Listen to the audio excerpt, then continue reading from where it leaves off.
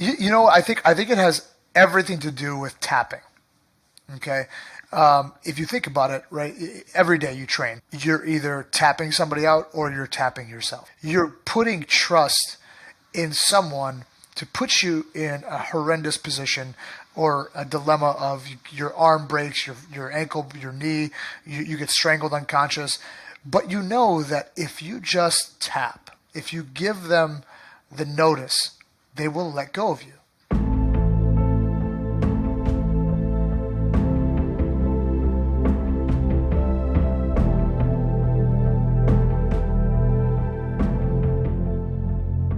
Hello, friends. Thank you for tuning into this week's episode of the Mayn Idea Podcast, where today I have the pleasure of sitting down with David Garmo. A quick reminder for those that love this podcast, please take 30 seconds and leave a 5-star review on Apple or Spotify and subscribe to the YouTube channel. This helps the show get discovered organically and helps me continue to bring on amazing guests. Also, there are now timestamps in the show notes, so feel free to jump around to the part that interests you most, although I always recommend listening to the episode in its entirety. David Garmo hails from Detroit, Michigan, and is a Brazilian Jiu Jitsu black belt under Danny Agemi. He runs his own school and competition team at Assembly Jiu Jitsu in Detroit, and is a globally elite NoGi competitor, having fought at events such as Fight to Win, Onnit Invitational, and the Japanese-based grappling promotion QUINTET. David is a world traveler, pour-over coffee connoisseur, and fan of design and its ability to tell a story and communicate emotions. I truly enjoyed this conversation, and I look forward to meeting more of the great minds that live deep inside the ethos of Jiu Jitsu. Without further ado, the one and only David Garmo. David Garmo, thank you so much for taking the time out of your busy schedule, school owner, world-class competitor, and you're here on the podcast, so I really appreciate it, man. Yeah, thank you for having me. I appreciate that. So it was tough to figure out where to start because there's so many different talking points, and thankfully we have enough time to, I really think, like fall off the cliff in a couple of different areas. But I wanted to get your take on 3 questions individually, and I don't know how much time we're going to spend on each one, but we'll start with, what makes a good chair? That is a very difficult question for me to answer. What makes a good chair? I think there's a couple of things for me that I look for in a good chair. And it all depends on what that chair is used for. There are chairs that are aesthetically very, very pleasing, very interesting, but not very comfortable, not something that are practical to sit in. There are chairs that are very ugly, but very practical, very comfortable, like a lazy boy. Like those are the most incredible, comfortable chairs to sit in, but they look like shit. Right. I don't know if I can swear there. All right. Do whatever you want. And then there is this intersection between incredible aesthetics and incredible comfort, and something that makes you feel better when you sit in it. And I don't necessarily mean that physically, but sometimes even just emotionally, you feel better when sitting in a specific chair. And it could be for a number of reasons. It could be because you're sitting with another very cool person or interesting person or somebody that you love across from you or next to you, or the situation that you're in allows for you to be very, very comfortable. And that chair is just kind of like a conduit to that. So what makes a great chair? I think the intersection of a few things: comfort, design, and your emotions when sitting down in that moment. If you are sitting in the best chair in the world, but you're having a terrible time, you're having a terrible interaction with people or yourself or whatever, that chair isn't as useful. When did you find this appreciation for design, or to be able to speak about something so probably in most people's minds arbitrary, like a chair, right? We sit in them all the time. They're on every single bus you get on, every single train, every airplane flight, whatever it is. It's a common object that you experience constantly. But to even be able to speak about it the way that you just did, that's a different, like you chose a fork in the road on this object. At what point in your life did you feel like design elements were speaking to you in maybe even like an emotional way like that? It's hard to say. I've always been a fan of design, and that's kind of it's evolved over time. I think more recently when yeah, I met my now wife, she's very much into design, and she's an architect and graphic designer, and I think we found common ground in aesthetically pleasing things.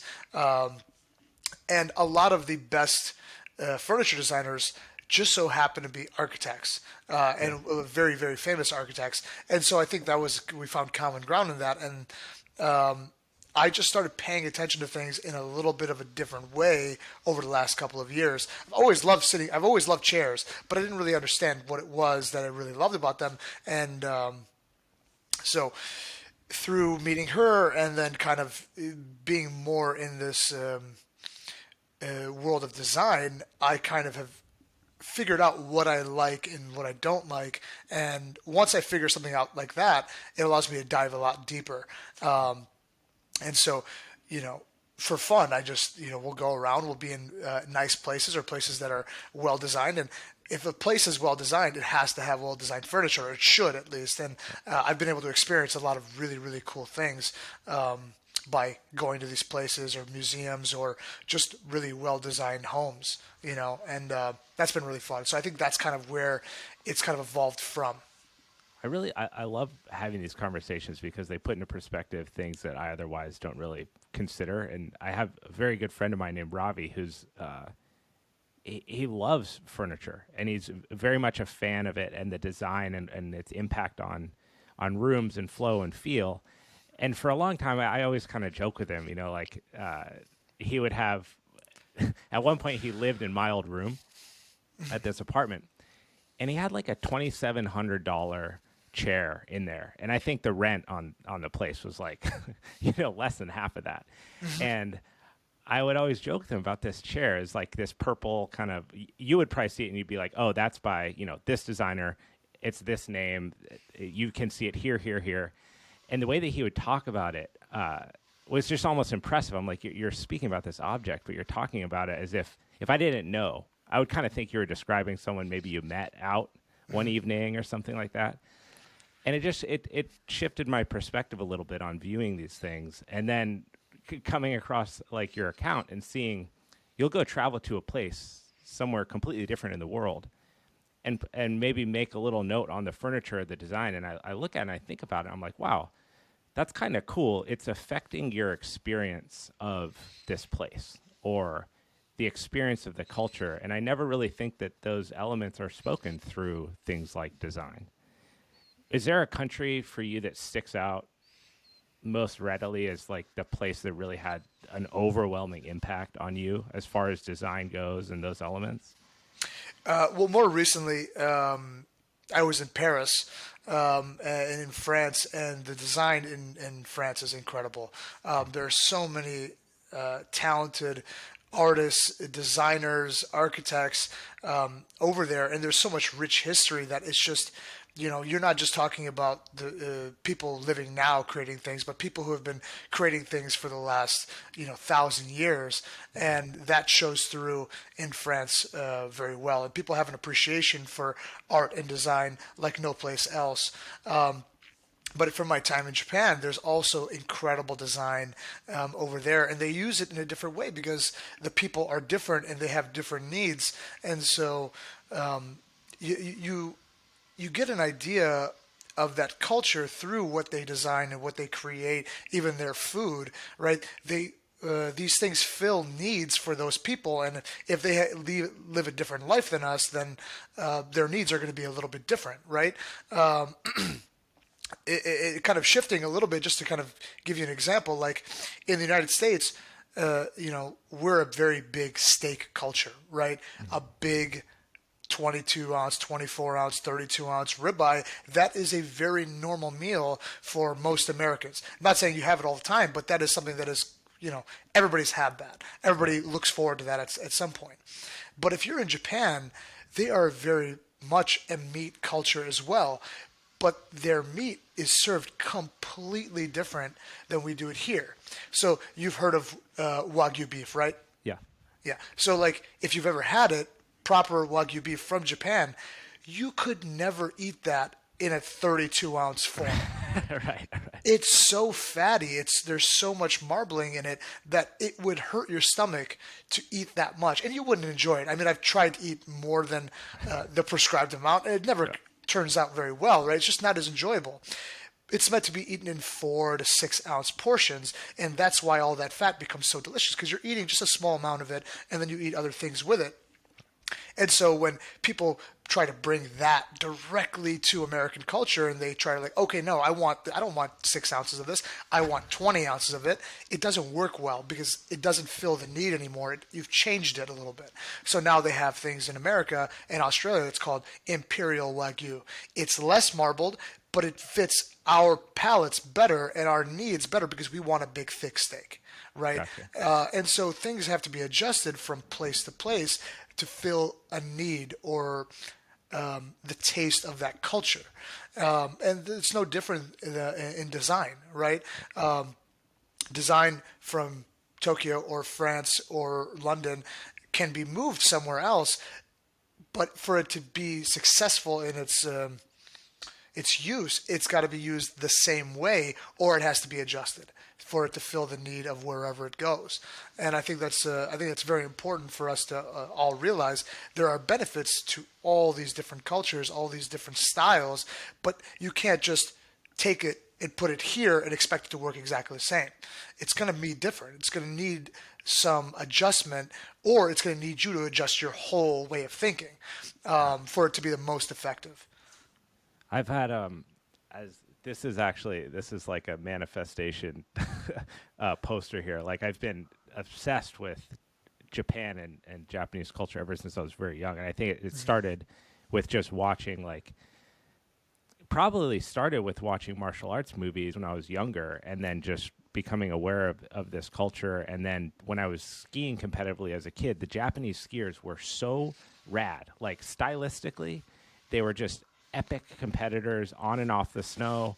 The style, the way that they carried themselves, their like attention detail, everything about it was so incredible. And I've always had a fascination with going there, and I really want to make that happen within the next year or so.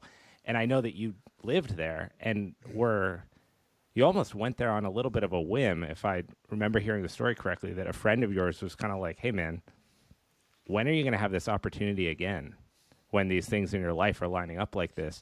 Was there any kind of fear associated with taking that jump to going to this new place, especially when you consider the language barrier and going there under kind of the context of jiu-jitsu? What was that like?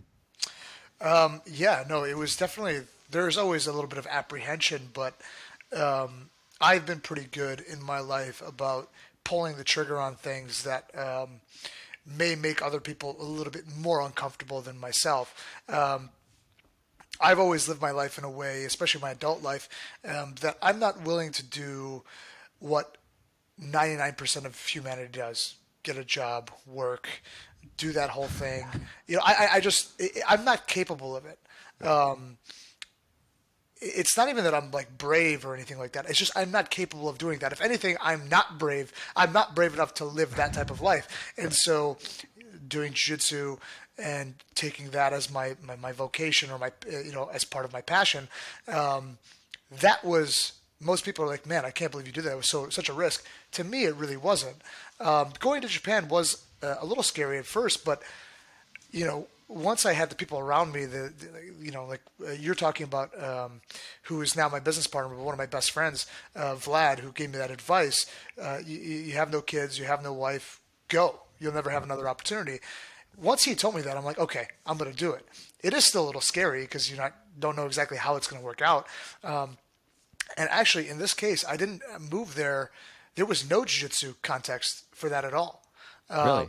Nope, zero. At that point in my life, I think it was when I had that conversation with my friend. That was the end of 2016, just a few days after I had gotten back from Japan for my first 2-week trip there. And I was going to find a jiu-jitsu gym to train at, but I didn't have anything lined up. I didn't really expect too much as far as that was concerned. If anything, I thought jiu-jitsu was very underdeveloped in Japan, and I didn't expect to be able to get the best training there. But I was willing to risk that. Now, luckily, I was wrong about that. The jiu-jitsu was fairly developed over there, and especially with the team that I was with, we had many, many great practitioners there for me to get better, not just stagnate and maybe even get worse. I got better while I was over there, which was fantastic. That was like a happy byproduct of taking this risk.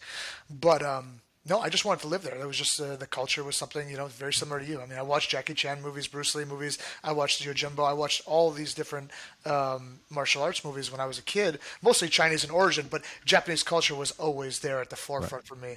And when I had the opportunity, I just took it, and it was one of the best things I ever did. Did you watch Totoro when you were a kid? I did, but I barely remember any of it. I just remember the cat school bus, and that was it. We had it on VHS tape, but it was kind of creepy to me at the time, actually. That was like one of my childhood, VHS cartoon movies that it just ran over a million different times. Mm-hmm. I've actually been even more curious now since I've been involved in jiu-jitsu much less than you, like coming up on 5 years. And this desire to go back to some of the origins of where judo and jiu-jitsu were starting and experience it in Japan. When you got there and you started training in the academy, what were some of the biggest differences you noticed out of the gates? Obviously, there's things that are kind of apparent, like the size of the competitor, I would imagine, is going to be a lot different in Japan than, say, the United States. Probably wrestling undertones that you would see here might not be as present, whereas judo overtones might be more present. And I could be completely wrong here. But what was that initial experience like getting into the academy and training with these athletes? So yeah, definitely the most of the student base is smaller. I was at the time 170 pounds, maybe a little heavier, 175 pounds, and I was one of the bigger guys in the gym, which obviously would never be the case anywhere in the United States, and any gym with a decent size as far as membership is concerned. The other thing was their student base was very flexible. Like, even the older guys were all pretty damn flexible. So you mean, in terms of like mobility and mobility? Yeah, gotcha. People were in a lot better shape. People were not as strong. That doesn't go for everybody, but like if you had to put it on a scale, people were more flexible, less strong. But there were always, exceptions to that rule. But those were the main differences. Outside of the language barrier, they ran jiu-jitsu classes like any other school in the U.S. So, which was actually the most surprising thing when I went to Japan to train, or when I trained while I was in Japan. The classes are exactly the same. They even teach the techniques with the American names, right? Most of the time. Yep. So like they'll speak in Japanese like for, let's say, 75% of the technique, and then the name of the technique or the name of the transition or whatever is very likely going to be in English. Or in Portuguese for certain techniques. Right. That makes sense, right? But Brazilian, so the roots of Brazilian Jiu-Jitsu in Japan are not like, they didn't go deeper and like go back to like judo or like Japanese Jiu-Jitsu. They're taking it like part and parcel from Brazil, right? Or from the U.S. Wild.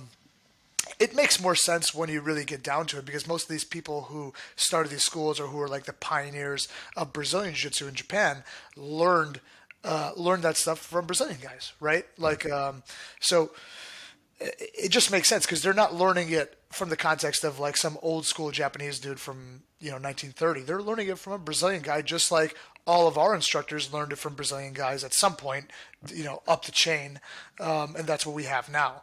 So that's now shifting, right? There's a lot more high-level Americans and Europeans, and so that's going to shift a little bit. But a lot of that is going to stay similar because it's just kind of what we're used to, and it's hard to move that big cruise ship that is progress, right? It takes time for it to kind of move in this direction or that. But those were the kind of the most surprising things. The most different things were the size and flexibility of the athletes. What was the assimilation process like for you? I've heard, and I correct me where I'm wrong, that Japan is one of the toughest cultures to assimilate into as a Westerner, and maybe jiu-jitsu changes that in that you have this common ground with your like fellow teammates and stuff, and that builds camaraderie and like brotherhood around that. But what was that experience like, especially jumping into the deep end like you did? I mean, you just went. I've had trips like that similar myself where, buy a one-way ticket, grab a backpack and go. It's some of the most freeing, life-changing experience that I've ever had. But was that a challenging process when you were there? No, actually, maybe at certain points, but it was actually pretty easy. I mean, I had jiu-jitsu. Luckily, I had the respect of my peers day one when I walked in because I walked in as somebody that could help them as well as them being able to help me as far as jiu-jitsu was concerned, and people were very nice. I mean, a lot of the guys that I originally started training with. Some of them were Western. I have, obviously Heisam Yep. was there, and that's where I met him.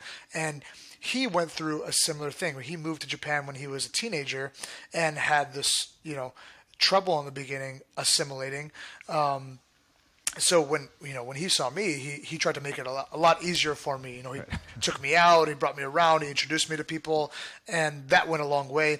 Another guy named Thomas, who is one of the guys who run one of the Carpe Diem schools in Japan now. He's French, but he'd been in Japan for many years at that point, and he helped me a ton as well. And then the Japanese guys, those who spoke English, I became pretty fast friends with. Some of them, they just didn't speak English, and so it's hard, friendly, but never like close friends, because you just can't communicate with each other. But jiu-jitsu went a long way. And I also met many people that had nothing to do with jiu-jitsu, and I just met them in daily life. That I'm still friends with to this day, that I would, next time I go to Japan, I'll go and visit them, and, it'll be like I never left. But people are pretty nice. Japanese people are actually very kind people. If you give a little bit of effort in trying to understand them, understand their culture, try to use their language, they will give you all of the room in the world to make mistakes and not, come down on you for it and not be rude. And for me, that was part of the experience, was to try to join this culture, this different culture that I wasn't used to.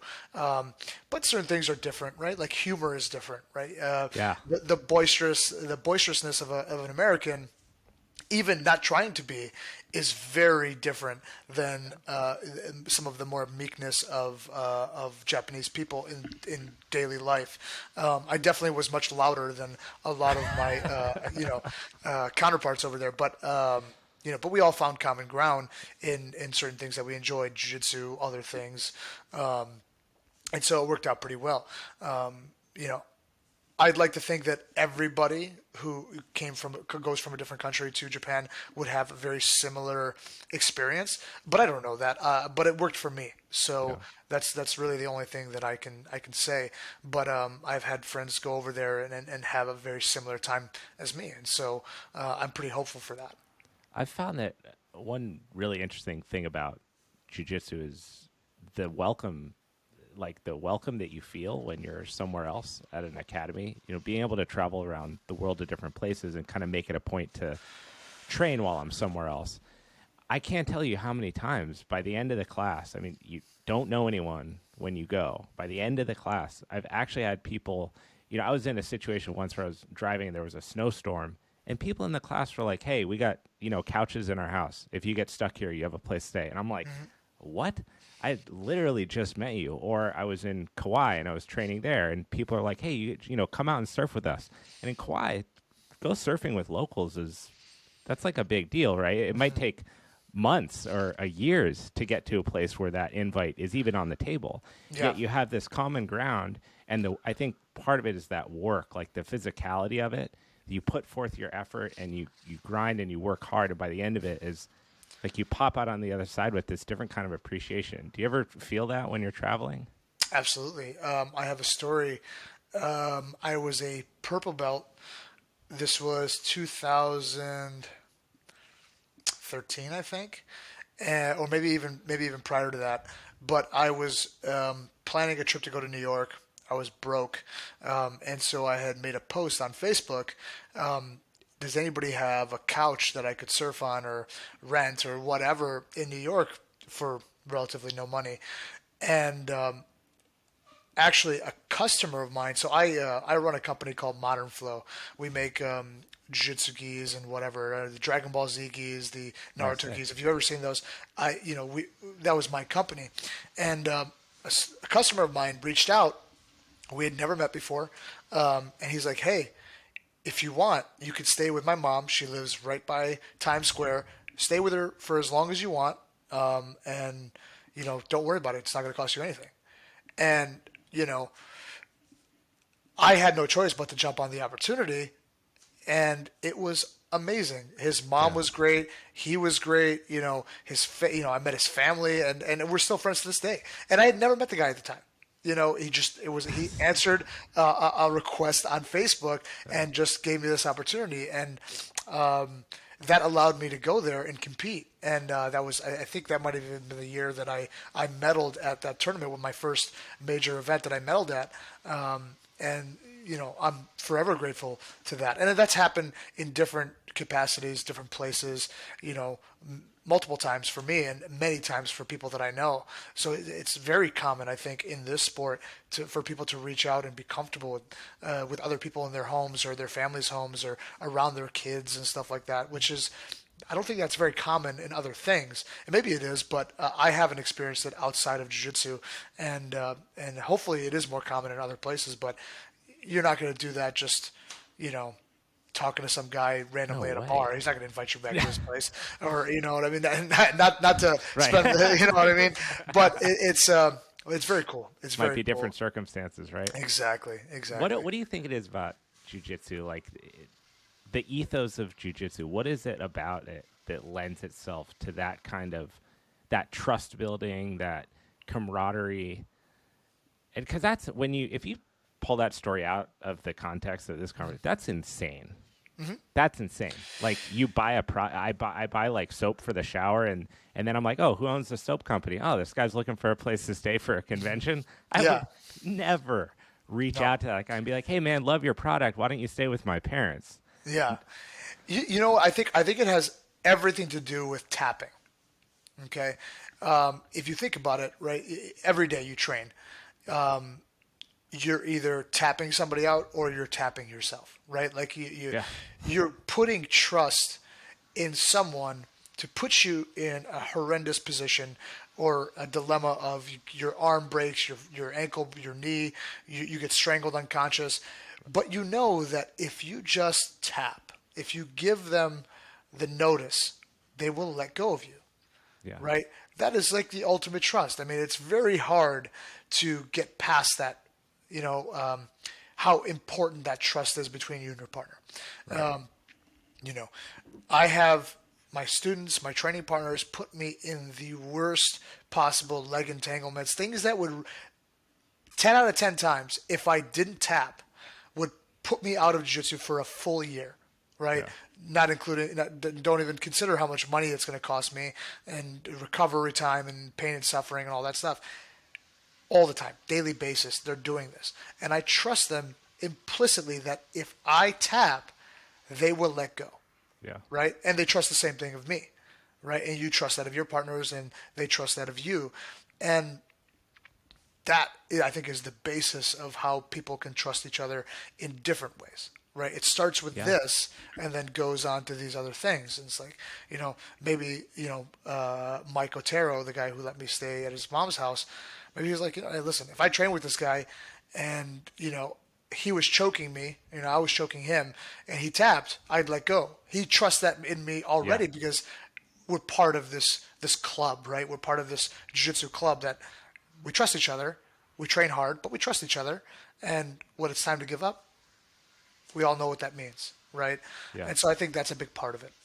There's like an underlying theme, I think, not in all schools or all situations, but of just like honor. Like that's part of the martial arts ethos, right? Is I respect you and you respect me, and the only way that both of us get better is if we both come to the table at the same time. I can't hurt you because if one of us is hurt, and then we can't train, and if you don't have a partner, then you can't get better. Mm-hmm. That, and then also, the longer that people have been around doing this, you all kind of know what it took to get there. It's not like you can't fast track, maybe to some degree. If you're highly competitive, extremely athletic, you have a knack for learning, and you take criticism well and you can get better, maybe you climb up the ranks faster. But for the average person who's participating in jiu-jitsu or they're doing it for whatever reasons, it's a long time. So if you're we'll just say a brown belt, for example, you know that person has been around through the ups and the downs and the good days and the bad days and the injuries and everything, and they're still here. And there's something about getting it, like you get that to stay. And if you're not, then it didn't click. You weren't humbled. You didn't feel the need to come back. It didn't make sense to you, or you thought you were above it, whatever it is. But the people that are there, that are in that, when you're in some foreign place and you're dropping in for an hour, and those people also decided to do it that day, it's like this very common ground. Mm-hmm. It's a special sport. It is. It absolutely is. Is there anything about Japanese culture that stuck with you? Sometimes I feel like when you travel and you're exposed to a different culture, it's not like you went to Canada, like when you go somewhere that's truly different, there's different cultural norms. There's different ways that families interact with each other. The physical architecture and design and everything is different in that area. Mm-hmm. I find it hard to leave without gleaning something that kind of sticks with me for the rest of my life in some regard. Is there anything from that experience that you came back to the States with? Okay, so this is going to sound bad at first, but I need you to understand the context. So, I'm here for it. When I went to Japan the first time, I was 26 years old. I was not young, but I was also younger and stupider than I am now. And assuming you got smarter and older. Assuming that, right? So I wasn't the best when it came to littering. Every so often, I'd throw, a wrapper of gum on the floor or whatever. I was terrible. Are you an out the car window guy? Could have been. Absolutely no respect for you. Yeah, 100%. I agree. And I went to Japan, and they keep their country and their cities so clean. People take their garbage and they put it in their backpack or in their pocket, and they take it home and they throw it out. And that stuck with me from day one. I was like, okay, this is what things could be like if we were just a little bit more responsible, a little bit nicer to each other, in the sense that, like, we're not going to expect somebody else to do this for us. Right. And that stuck with me since then. I don't litter. I cringe at the thought of myself doing that in the past. Yeah. And, that's been 7 years since then. And so that's one that I immediately, when you were asking that question, I'm like, this is the one. There are many things, but that is the one. I would say that's a big one. When, two things. One that's funny is that you and I both worked at gas stations. That was my very first job. And I know it's your most hated, but after that job, later in life, I worked at Enterprise Rent-A-Car, which was like the bane of my existence, dude. But I was there after college. I needed money. I was like, oh my God, a job with benefits and healthcare, like things I've never had. This is great. And we used to do this test as I started getting promoted up the management chain, where you just, one of my managers taught me this at the time. You just take a piece of paper and you just throw it on the ground on purpose. And then for like 15 minutes, you just watch all the employees that you have, because usually they're trainees, they're new employees, they're customer service agents, whatever. Mm-hmm. And you just watch who sees it and walks over it, or who sees it and picks it up. And it's a weird representation of ownership, of just like, this branch, I don't own this branch, right? I'm working for a big company. They're making billions of dollars, and I'm getting paid trash. But the employees that would stop, or just pick it up in transition and throw it away, they tended to also have these valuable qualities in other aspects of their job, whether it was their attention to detail with cleaning cars, how they interact with customers, looking people in the eye when they shake their hand. It was all represented by this little bit of ownership. And it kind of seems like in some degree, that's what you're talking about there, is this like collective ownership over the well-being of the country and the cleanliness of it, that they all participate in the same way. And I can only imagine, as a business owner now, that must be an interesting thing to witness, because your academy is a representation of you and your business partner, how you conduct the sessions, how you treat your athletes, the discipline, all that kind of stuff. Did you bring those elements into like launching something of your own and partnering up with your business partner? Absolutely. I mean, Assembly is the culmination of all of my experiences, including my business partner and his experiences, and they're inextricably linked. There's no way to say that I did this without thoughts of my past and what my plan for my future. So I try to put my whole self into that business when we first started, when we were starting it, when we were writing the business plan and all the things. And I put my mistakes on paper. I put my positive things on paper, and I tried to fix those mistakes and adjust all those things to make the best possible situation for a business and a gym that affects people in a very real way. And so, you know, fixing that mistake of littering by having that experience, that opened my eyes. That happened with so many different things, not just Japan, but throughout my entire life, that allowed me to get to a place where I feel like we have a very good culture at my gym, a very good student base, we treat each other really well, and we push each other really, really hard. Now, things can't always be perfect. They're just not going to be. I'm human, and I know I have faults that I'm trying to address all the time.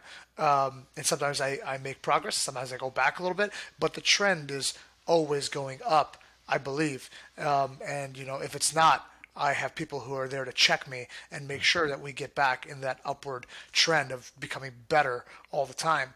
So yeah, I mean, I would say, of course, our experiences, they are the things that we use to go forward, whether it's forward in a good way or forward in a bad way. Right. When people walk in the front doors of Assembly, what is that emotion that you want them to experience? I want them. So, the way that we designed our gym, when you walk into Assembly, you don't see anything jiu-jitsu related right away. The first thing you see is a bar. You see, in my opinion, a well-designed area, one that is incredibly homey. And then you'll see people, or maybe you'll just see me, but you'll see something that has nothing to do with jiu-jitsu right when you walk in. That's just the way the layout of the flow of the gym works. And I do that for a couple different reasons. So on a personal basis, we have two sides of the gym. One is the lobby area, which is that area that I'm talking about, and it's completely not jiu-jitsu related. And then we have a separate area where the training happens. And I knew for myself that I was going to be at this gym every single day for the foreseeable future. And I wanted to create a distinct line between when it's time for hard training, teaching, bettering myself in jiu-jitsu, and then the other work that is involved with it, and also the non-work that's involved with my life. And so I have two distinct parts of the gym for that reason. Now, knowing that that's the way I wanted to do it, I wanted to create that part that wasn't part of the gym, the training area, to be nice. I wanted to be comfortable. I wanted people to come in and feel like they're in somebody's living room, or area, or even like a cafe, right? Could be any of those things. I wanted it to be homey. I wanted you to be able to chill. I wanted you to be able to sit down and have a conversation with somebody about anything, right? I don't need you to be thinking about jiu-jitsu 100% of the time you're here at the gym, right? You can, You absolutely can. But for people who are at the gym for hours and hours and hours every single day, twice a day, I want them to have a place where they can just hang out with friends, right? Yeah. Before or after training. And so when people walk in, especially people who are brand new to jiu-jitsu. I mean, I'm sure you know when you walked into your first jiu-jitsu class, I'm sure you were nervous. I mean, if you weren't, Yeah. you'd be one of the very few. No, And, definitely. and there are so many gyms that, like let's just take an example of like the strip mall gym, which are all over the place. Big windows, you Yeah. see in, and all you see is, not really a lobby area. You see maybe some flooring and Right. then With mats, shoes. the shoes With tons and of shoes. mats, Yeah. right? And then the next thing you see is mats, and you see people killing each other. Yeah. If that's your first day, that's the first place you walk into with no context, right? That's tough. Yeah. I think that is very difficult. I think that's, in my opinion, not the best way, especially for something that is nerve-wracking for people. Some people, they love it. They wanted it in the first place. That's totally fine. You're going to get those people regardless because, seeing one thing or the other isn't going to change Does anything it for right? them. Yeah, it doesn't matter for them. But for the people who are a little bit more timid to try this sport, I have so many people, they walk in, they see what looks like a bar or cafe living room, and they're completely confused. They have no idea, like what like they're like, okay. And then I introduce myself, and I bring them over, and I have them fill out the waiver, and I talk to them a little bit. I build them a profile, and then I show them where the training area is. I give them a few minutes to relax Yeah. after walking into the gym. I don't throw them on the mats directly and then say, "Hey, fend for yourself." I Here's give an them old time gi. to, yeah, I give them time to acclimate to what they're about to do. Yeah. And they may not know what they're about to do. A lot of people walk in; they really have no idea. They heard about jiu-jitsu on a podcast or through the UFC or whatever, but they're like, people tell me I should try this. I come in, I don't know what to expect. This is definitely not what they expected, and it maybe will relax them just a little bit. Okay, and then I take them to the training area, show them around, and then I have them partner up with one of my more experienced students, guys that are pretty personable, and then they have a great first class. And rarely does that not work to give somebody at least a better perspective on what we do. Not just what we do at Assembly, but what we do in Jiu-Jitsu in general. Right, and I find that that's one of the better ways to do it. I'm sure there are better ways than that, but that's what I found to have worked. Did you grow up skateboarding? No, No. no. I always think about like my very first memorable experience with like storefronts was growing up skateboarding. You got older dudes that you look up to who are really good at skating that work there, and then you go in and there's like kind of like a lobby area. They got skateboard movies playing. You got the newest shoes that you want really bad, but your parents won't buy for you. And then usually in the back somewhere they'd have like a rail or a ramp or something, but you can't just go skate the ramp.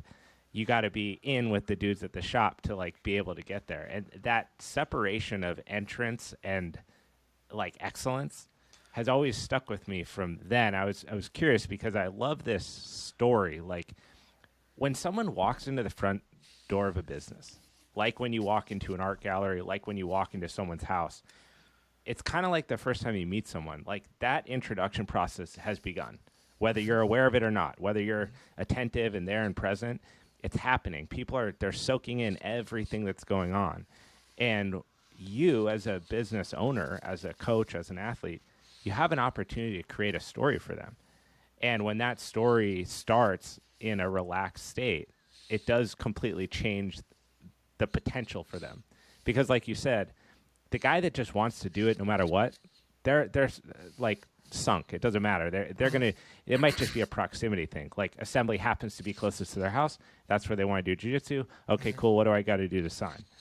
But with the other person that is 50-50, 1 foot in, 1 foot out, intimidated, doesn't know, is overwhelmed, that could be, like, you don't know, and you might never know how many people's lives were changed because of how that happened. Because you had a hand in that design, and they felt comfortable. And then they were like, whoa, look at these badass people in the back training like maniacs. This is so cool. Hopefully one day I'll get there. And in the meantime, they got this rad place to like hang out. It just seems surprising to me that in a lot of cases it's overlooked. Yeah, I mean, you have to understand, and it'll become obvious, I think, after I say this, is most people who started a jiu-jitsu school, right? You said you started 5 years ago? Yeah, but yeah. Yeah. So I started jiu-jitsu 14 years ago. Okay. So when I started, there were maybe less than a dozen black belts in the state of Michigan. And those guys, started in the the late 90s, or maybe some of them a little earlier, some of them a little bit later. But, like that was a time where jiu-jitsu, it made no money, right? There was no money to be made there, or very little. Right. And so everybody who was an instructor had to have another job, right? Yeah. At least in the state of Michigan, and I'm sure that was across most of the country, if not, everywhere. They had to have another job, and so jiu-jitsu was a passion for them. It was a risk that they undertook because they loved it, not because they're like, oh, I see a ton of money in this, and Right. this is going to be this is going to be the gold rush. They did it because they loved it, and we needed those people. We needed those people to take that risk, but they had to mitigate their risk, right? So what did they all do? Most of them, I would say 95% of them, opened jiu-jitsu gyms in a garage, in a Right. industrial complex somewhere. They didn't even drywall the wall. They kept the walls block walls. They painted them. They put some they put some mats on the ground. There was no lobby area. A lot of them didn't have showers because plumbing is expensive.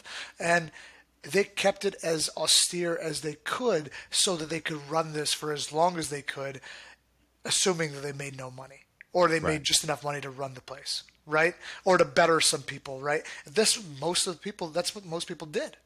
Yeah. And I don't blame them for it, because that's the only way that the jiu-jitsu was going to actually spread. It needed to be done by these altruistic people who did it because they loved it, not because they thought there was a ton of money in it. And that's where it started, right, in the United States. And so design and having people, having architects build out your space and doing all this stuff, and that was like the last thing that people were going to do, Yeah. right? Because that just costs a lot of money for no reason when there's no money to be made. Now, when I went to Japan, all the gyms are a lot smaller. And the gyms that I trained at, there was a multiple gyms under the same name, under the same association, Carpe Diem. Carpe diem. Yeah. Yeah, they were, they were invested in by some wealthy individuals who loved jiu-jitsu. Now, the spaces are much smaller. The biggest gym that I'd been to in Japan is half the size of my school. And my school is not that big. It's 5,500 square feet, right?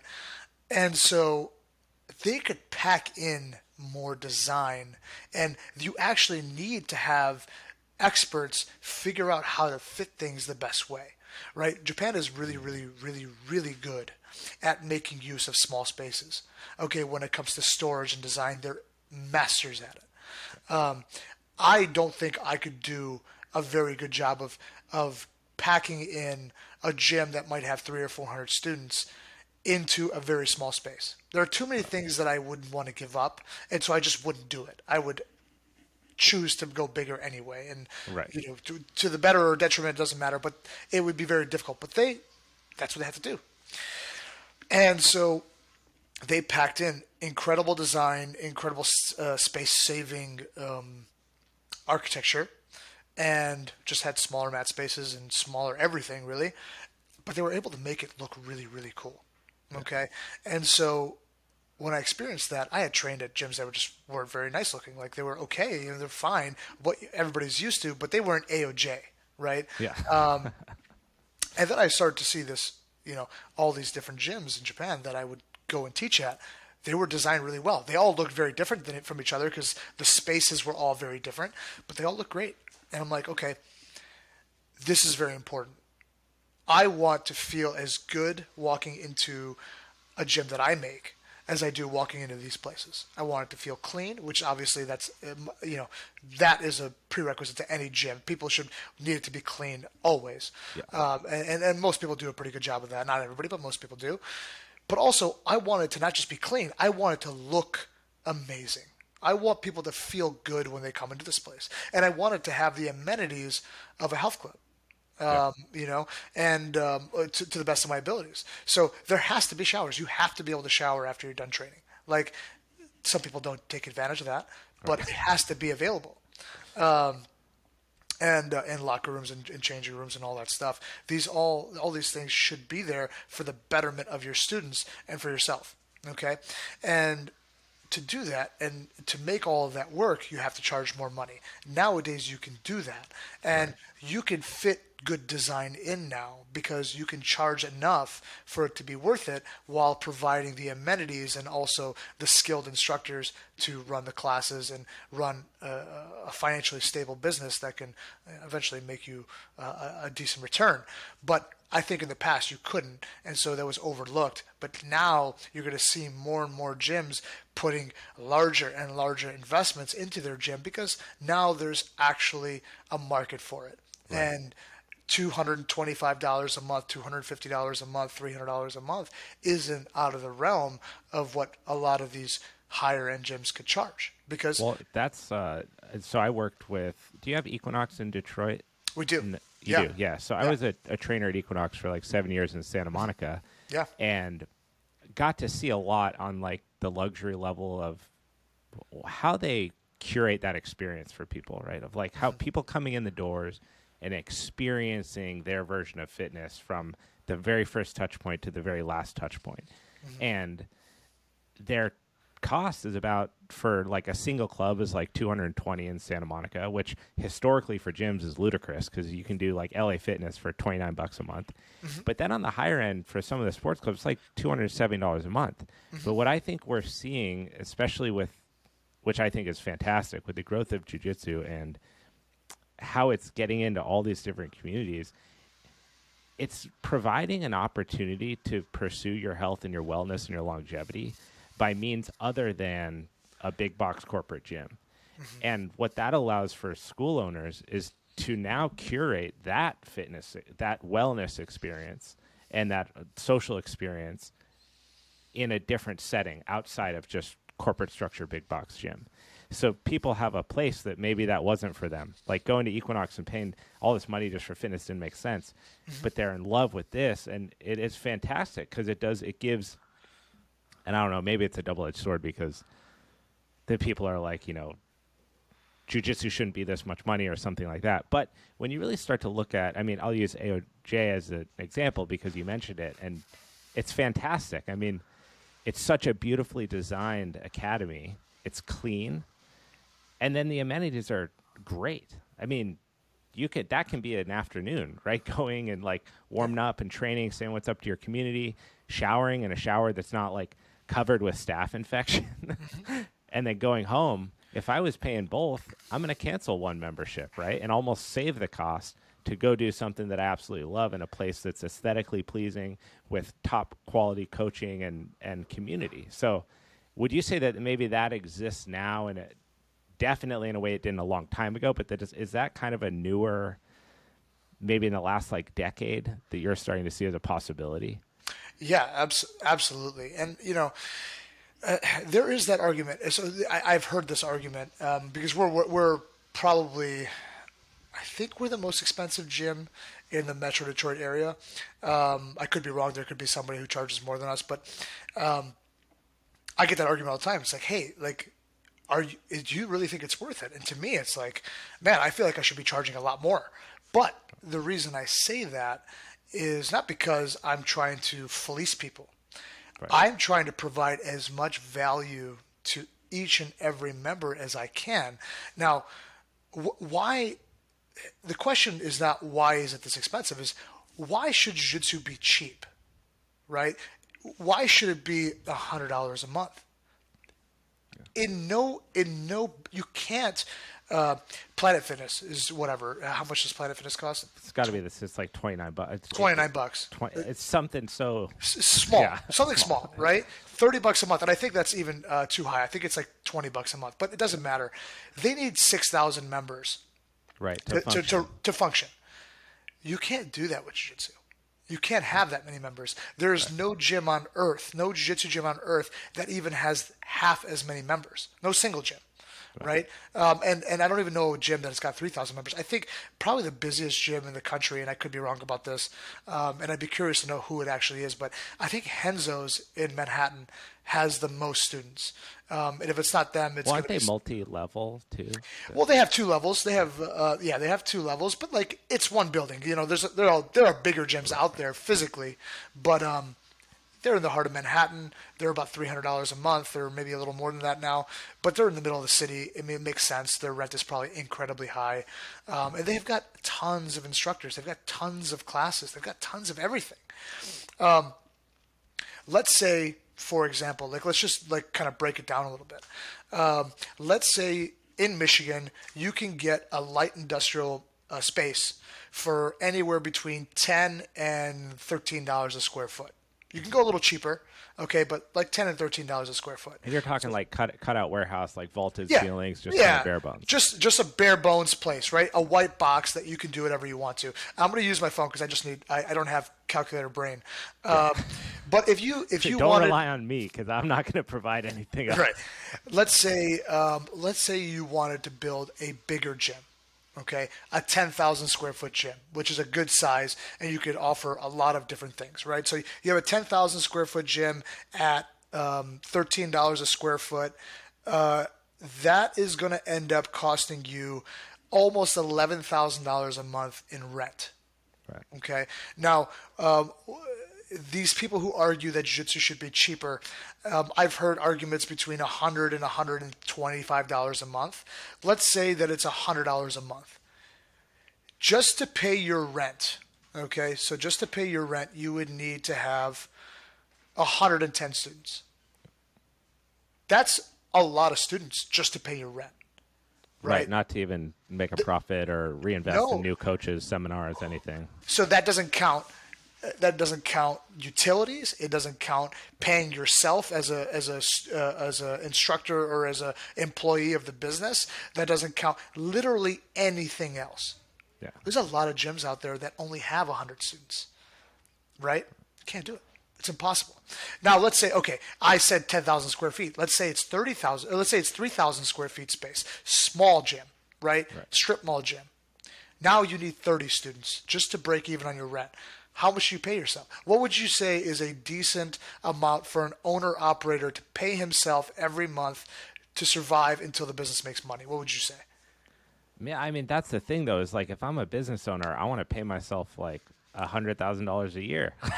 But really, all the risk is on you. But to answer, like, I know your question is kind of like, what people would assume that they should deserve, apparently, is like $35,000 a year.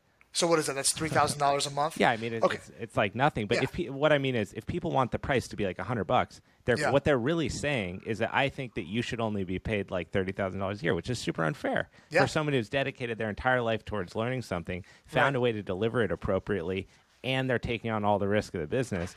Mm-hmm. And the likelihood, let's be fair, that that person is around in 6 years when they're a purple belt is super low. Yeah. It's honestly, and I don't think people understand it. They don't really think too deeply into it. They just think to themselves, wow, that's more money than I wanted to pay. That's what they think. But they argue that point sometimes, and maybe they don't. Maybe they argue to somebody else that's, one of their buddies or whatever. Like, oh, that shit's too expensive. It's like, it's not. It's not worth it to you. Right. To your exact point. If you asked me when I very first started, the very first time I ever went and did jiu-jitsu, was at Fabrizio Verdum's gym in Venice, and I did it on a Groupon. I'd wanted to go for a long time, but I don't want to pay this. I don't want to pay another gym membership because I was already training at Equinox and I had access to everything I thought I needed. And so I did $50 for a 1 month unlimited pass. By the very last week, I was competing in Olympic weightlifting and training jiu-jitsu, and I basically blew my hip out. Uh-huh. Stupid, right? That was $50 a month unlimited. When I then about a year later, joined my first academy, Cavarinia, it was like $175. Mm-hmm. If you ask me now what I'd be willing to, if you're like, you can't do jiu-jitsu anymore unless you're willing to pay X, I would pay $300 a month. Like, I mean, it is the values and the lessons that I've learned from just being involved in it the people that I've been fortunate enough to meet, the people that I've been able to learn from, the global community of people that when you travel just seem to welcome you into their arms. What's the value of that? There's so many intangibles that you get. Then you tack on like a badass coffee shop and a hangout spot. Like, sign me up. I mean, the real the key is to get people in the door and show them what this thing is, right? I know. So, like personally, at the gym, we only offer one free day, okay? Because we have a lot of people training at our gym. We're busy all the time. I don't like to offer anything more than that because it just becomes more complicated. And that's the long and short of it. People ask, oh, well, this gym is giving me 3 days or they give me a week. Well, I don't want to do that not because I don't want to give you that time to really think about it. It's just too complicated. You're not the only person that I have to keep track of. I've got to keep track of 20 of you, every couple of weeks, and it's too much for me.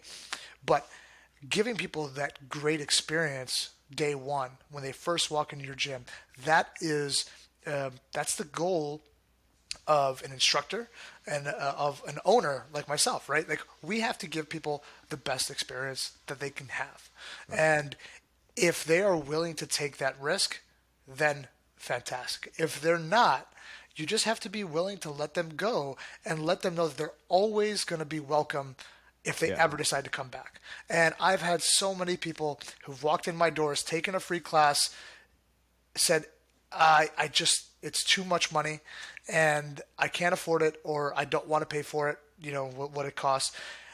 I'm going to go somewhere else. And I say, by all means, do your thing. We'll be here if you ever want to come back. And I get them back all the time because, some people may be upset at this, but we offer the best jiu-jitsu program in the state. It is what it is. And we're confident in that. We already have enough students. I don't need more to make. I mean, I could make more money, of course, but I don't need more every single day just to feed my own ego. People want to come, they're going to come. I have to do a little bit less selling, which actually makes people a little bit more comfortable. I don't have to be a salesman all the time. Right. I just say, hey, listen, this is what we offer. Here's all the information. Ask me any question you want. If you want to join, I'd love to have you. If you don't, no problem. It's all good. Go do your free trials at all these different places, and then come back to me when you realize that we're the best place for you. And if they don't, then they found a different place or they found a different activity. That's great. But if I can be the one that teaches them, I'm always happy to do that. So I got a question for you that I've posed to Travis Stevens and also to Robert Drysdale. And all of you are school owners. You're also elite competitors. You've competed at the highest levels in the biggest promotions across judo and jiu-jitsu. And Robert and I were talking about this. I don't really know how to describe it, but there's like the old school ethos of jiu-jitsu splits into two things, into kind of like the dog mentality of fighting and the most effective fight tactic to overcome any enemy of any size, strength, whatever. Then there's the Gracie combatives, like self-defense entire program, right? Really trying to teach people the best way to just not get hurt. And then when you go to judo, like, Travis Stevens competing in the Olympics, I mean, it's just a straight all-out war for every single match. And he really tries to instill that ethos within his gym so that there's always this underlying level of competition and training that exists. And I wonder, how do you frame this for new people? Because you've shown, you can go watch videos of the dog in you competing, right? Really trying to submit every opponent, be aggressive the entire time, and win on the biggest stages in the world. When someone's brand new to jiu-jitsu, I can only imagine how intimidating that can see. If they walk in and during this tour, they see you and your training partner putting in, tournament training rounds, but also trying to sell them on like, hey, this is for you too. There's a self-defense element here. There's so much that you can learn and develop, and it's going to change your psyche and your confidence and the way you feel about yourself in social situations, all that. So how do you navigate that line of running a business and being true to the reality of combat elements of jiu-jitsu, and the fact that at the end of the day, this is fighting. So, I would say 8 out of 10 times somebody walks through the doors at Assembly, they know what we do. They found us and they walked in through our doors for a reason. Whether it's they found us on Instagram, they followed us, or they went through our website and they looked up the instructors and kind of what our mission statement is. Most of those people know, right? So when they come in, it is not as surprising when they see hard training. Okay, even if they've never trained before, they don't really know what hard training looks like, but they understand it when they see it, right? But I always like to talk to my new prospective students and say, and everybody's different, right? I get 13. Yesterday, I had a 13-year-old boy come in, and is he going to go in there and start banging it out with my ultra heavy, world silver medalist? No, he's not going to do that. But they come in, and I explain to them, like, listen, I don't know what your goal is. You're going to tell me at some point. Maybe you have no goal, or maybe you do have a goal, or maybe that goal is going to change. But based on your goals, I'm going to recommend training, and I'm going to help you to get to those goals. Okay?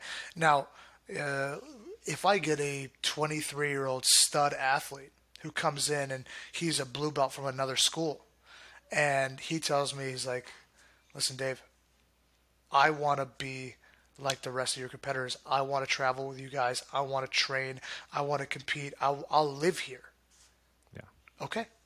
All right. You're going to be treated differently, not better, not worse, differently than my 45-year-old guy who wants to, he's an accountant and he wants to come in and he wants to have fun and train hard sometimes, fuck off sometimes, and just enjoy his life. Okay. And the thing is, my competitors train with my hobbyists, okay? And they know to train with my hobbyists in a way that is not going to be damaging to them. Yeah. Okay? It's very important. So all of our classes are fundamentals classes, okay? Every class that we offer is pretty much a fundamentals class. And so my black belts and brown belts and purple belts and blue belts, competitive or non-competitive, they all train together. Okay, my guys train with girls, my kids train with adults. They all train together. All right, they're in the same room together. We have a Sunday training session. It's our pro training day. It's Sunday at 10 a.m. and that's it by invite only. It's just the dogs. Okay, that's a day where nobody can come watch. It's just us, no distractions. Kill each other. I mean, for however many rounds. Kill each other in whatever positions that we prescribe for that day. That is not the training that people see. People don't get to see that. Okay, that's not something that is meant to be watched. That's meant to be experienced only by the people who are actually willing to take that plunge and do that hard training for a specific goal.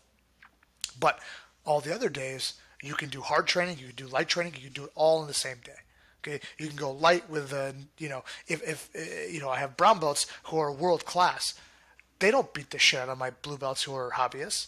Yeah, they might beat them, and they might let them, get their guard pass and whatever. But they're not killing these guys and hurting them and making them suffer over and over again for their own edification, to feel good about themselves. They don't do that.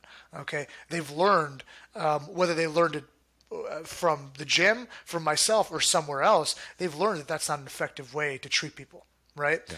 But then when two of my competitors are training with each other, and they have a mutual agreement of we're training hard right now. Yeah. Well then, gloves are off. They're going to beat the shit out of each other. And my new students, I explain that to them, not in such a detailed format, but say, hey, these guys, they're competitors. They're training really hard for this tournament. But here's another competitor training really light with this guy and letting him, kind of showing him what's going on and letting him work. And here's a white belt that's brand new. He's training with one of my blue belts, and they're kind of just going through the motions a little bit. They're training real light. And then look, there's another guy who he's not feeling good today. He didn't want to roll. He's just stretching out. See, I think this is such a good recipe because when you're new to something, I believe that it's good to be exposed to the best version of what you're doing. Like if you can see that happening to some degree and know that it exists, whether or not you're directly involved with it or not, as like a competitive, motivated person, it gives you something to aim for, something to look forward for. Mm-hmm. But then if you're not, let's say you're more a hobbyist, it doesn't ruin your experience because the competitive drive isn't being shoved down your throat. And there's a lot of people that when they're exposed to it could be cornhole, right? You could be playing cornhole and people start to get too competitive, and some people kind of shut down. They're like, I don't want it. I don't want to do this anymore. Mm-hmm. But having the opportunity seems brilliant because then you will never shoot yourself in the foot with a competitor who has the potential to be world class.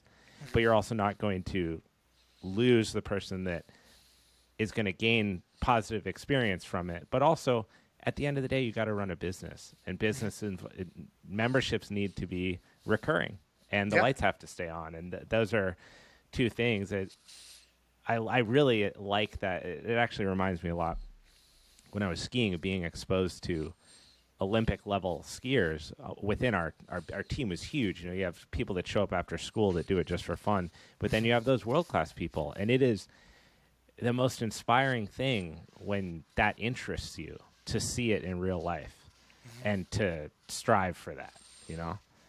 Yeah, I agree. I mean, I would have loved to, when I started out, having been exposed to the best of the best in my own gym. I mean, that would have been amazing. And, in my case, that necessarily wasn't the case. I mean, there were tough guys, there were good guys, but, nobody that was really at that top level. And so for me, it's like, I wanted to do this for my community, for myself, and for the people around me. And so far, this has been an effective way to build a team while still running a business. Because at the end of the day, I'm not independently wealthy, and I can't just run a gym altruistically and just make no money and Right. just dedicate every moment to just competitors and all that. And I'm glad that I wasn't that way, because I've got guys that have come to the gym who I think fully expected just be regular guys, like regular, and then all of a sudden they've blossomed into very, very high level practitioners through the training and through their own hard work. And though I wouldn't have, if I had just a competition team and I traveled from gym to gym and I just took my team from gym to gym, Right. competition to competition, and I didn't have to worry about working for a living, I would never have found those guys. Those guys wouldn't Yeah. have existed. They would never have come to me because they were brand new, and I wouldn't have accepted them, right? And so it worked out really well in this way, and it's been very effective. And there are a lot of different models to be an effective gym owner and an effective coach. This has just been one of them, right? And it's the one that is most authentic to me, and so that's why it works, because I'm using what I believe in myself. I'm using the belief in myself and the belief in the people around me to make better athletes and just better students in general. When you started to like draft up this idea for your school and now having it to the point where it is, I would just from your appreciation for design and fashion and everything, I would imagine that like you're a creative person, especially when you look at what Assembly is physically, like how it looks and how it is, and that story that you bring people through. Do you feel temptation? Like, is it hard to stay in your lane and be like, I've got to run this business and not be like, what can Assembly grow into this? What if we did like a clothing offshoot from Assembly? What if we did like roasted our own beans and did like an Assembly kind of coffee? Like, do you think like that and be tempted to be pulled in these different directions of like growing this like nucleus of your business into something that has more waves and is bigger within the community? Yeah, I mean, of course I do, and like I design a lot of the stuff that we sell at the gym. Not all of it, but a lot of it that historically I've designed it myself and sourced it and gotten it manufactured and kind of A to Z and landed it and sold it. But the thing that I'm really the best at is leading from the front. And I know that that's where I'm going to be the most successful. Now I do those other things because I enjoy doing them. because they're fun for me, and I like to bring things that are fun for me to other people, whether they can appreciate it or not. You talk to any of my students, I will force things down their throat sometimes, and and I don't do it in a negative way, or I try not to do it in a negative way. I try to do it in a way like, hey, listen, I love this. You may love this too. And sometimes they do, and sometimes they don't, and sometimes there's an appreciation for it. But for the most part, things usually hit positively. But yeah, of course, I mean, like I mentioned before, my appreciation for design is kind of heightened through meeting my wife, and my creativity doesn't even hold a flicker of a candle to hers. She's incredible. So it's like sometimes I'm like, I know that I'm completely a fraud, when around real artists, and for me it's fun, and I get to enjoy it, and I get to partake in some of it myself, and just have fun with these things, because I know I don't necessarily have to make money doing these things. Some things I'm always looking to make a business out of, like, when we sell clothing, we make clothing or gear. That is a business move, but I try to do it in a way that I can enjoy and I can get behind through design and all that stuff. As far as like coffee, I would never roast my own beans. I enjoy drinking coffee, making coffee. I don't think I would enjoy the roasting process of it and the sourcing. There's certain things that I know I would like. That is not one of them. That seems like incredibly difficult work, and I'd rather just enjoy the people who are the best at it, and enjoy what they do, if that makes sense. Well, you've provided me, thank you, with the most pristine segue into my next question, which I said at the beginning that I wanted to ask you these three. It took us about an hour and 15 minutes to get the first one out of the way, so who knows what that's telling for the rest of this. But what makes a good cup of coffee? Man, I mean, so many people like their coffee in so many different ways, and when I started drinking coffee when I was 24. So I started very late in life. What was going on? Well, I was like, are you all right? I was really tired, and I was like, man, I'm so tired all the time. And then somebody's like, why don't you just drink coffee? I'm like, coffee tastes like shit. And I never even had coffee at that. I literally never even tasted it. And I'd smelled it, right? Yeah. And like, no, just try it. And so I started drinking black coffee, and I didn't obviously enjoy it at first, but then I went to a coffee shop in Ann Arbor, which is about an hour from me, called Comet Coffee, and they made a pour-over coffee for me. Don't remember the beans, don't remember anything about what kind of cup it was, but it was just pour-over, and it was incredible. I actually enjoyed it. I was like, wow, I could drink this every day. I could be a coffee guy. But that cup of coffee cost me like $6. Yeah. And I was poor. So like, I couldn't buy that coffee every day. And obviously that place wasn't anywhere near me. So I just was drinking regular black coffee for the longest time. From whatever brand, from Kroger or who knows where. Just unacceptable. Nameless brands. Exactly. Yeah. But I didn't know any better. My palate wasn't refined enough to know what was good and what was bad. I'm sorry, not to know what was not good. I knew what was good because I would have it and I'd be like, oh my God, this is good. But I didn't really know how bad the coffee I was drinking was because I wasn't really used to that much good. Right. But then I went to Japan, and then I had a lot more good coffee, and I learned how to make pour-over myself. And then I've been making pour-over for the last... how many years now? 6 years every single day. Yeah, I'll even. Yeah. And I enjoy the best coffee, some of the best coffee money could buy, but I do it in a way that is much more cost effective than, somebody going to Starbucks. I have beans that if you were to drink them at a coffee shop would cost you $10 or $12 a cup, right? Where do you get your beans from? So I source. I'm not even asking for a friend. Like, I want to know. So I use Passenger Coffee. They're my favorite roaster. They're based out of Lancaster, Pennsylvania, and they have. Oh wow! So maybe like a month, like a bean subscription, like a club. No, I just order. I order 4 bags at a time. Me and my wife drink that in about 3 weeks. Okay. and then I order more. But I have a wholesale account with them, and so I get the beans for cheaper. So like Gotcha. a normal bag that I'd buy from them, 10-ounce bag at retail would be anywhere between $20 and $26. Okay, Yeah. so an expensive bag of coffee. It's not cheap, but I buy it for half that typically because I use it for the business as well, and I drink that. And there, I already have the equipment, so the equipment doesn't cost me anything anymore. I've had most of the equipment for many many years now, and so it costs me $1 a cup.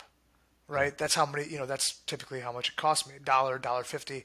Whereas if you went to Starbucks right now and you asked for a black coffee, it costs you $3.50.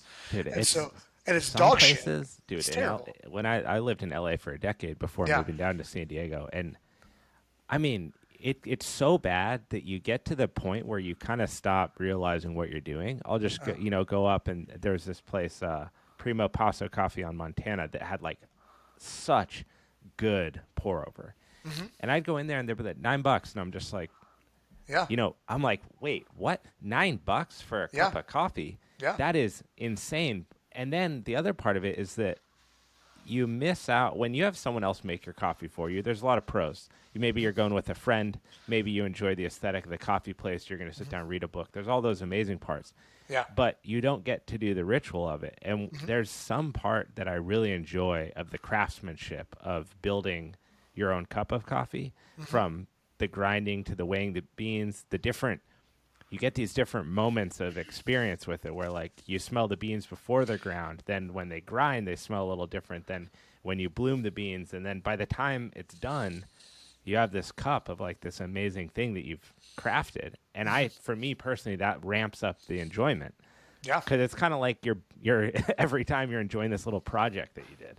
Yeah. It's a beautiful what is the word? Ritual. It's a beautiful ritual every morning. I wake up at 7:30 most days.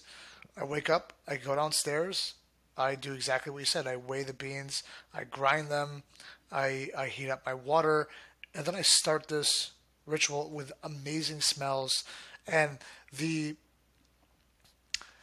the expectation of this amazing cup of coffee in just 6 or 7 minutes that I know is going to be there, and I go back into my bed, I lay down, and I take my first two sips, and I'm just content, and I'm ready for the rest of the day. And I do that every day. It's my ritual. And I love having it. And caffeine is obviously an addictive substance, but I never want to quit it because it makes me feel great. Not just the caffeine itself, but the process of getting to that caffeine, that rush or whatever you want to call it, the contentedness that I have throughout the process and then the actual consumption of that drink. It's very nice. So we'll get granular here for a second. Nice. What is your like coarseness? What is your bean weight? What is your grams of water? And then how do you craft it? Like what's your vessel? So I'm typically using 21 grams of beans, and it depends on the coffee itself, but like 21 to 23 with 300 grams of water. So I don't know what the ratio is. I think that's because I do 24 350, so I think it's the same. It's close but enough. That's a cup size thing. Yeah. And I grind medium fine. I have my grinder is the Fellow Ode grinder. I'm not sure if you're familiar with that one. Oh, big fellow guy.